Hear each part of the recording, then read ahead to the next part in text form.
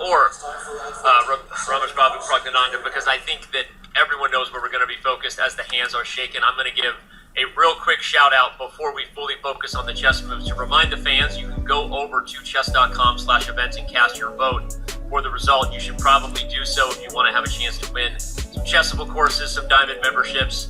Go over and do it. You can vote before move 10 as someone is standing in front of a camera. First cameraman blocking a camera of the day.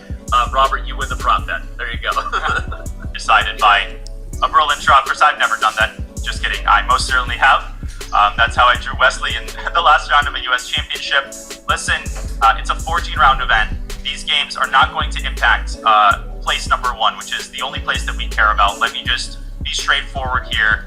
The players deserve a major round of applause. Each and every player, particularly, Nijat Abbasov, the lowest rated player in the field, for the way that he fought each and every round.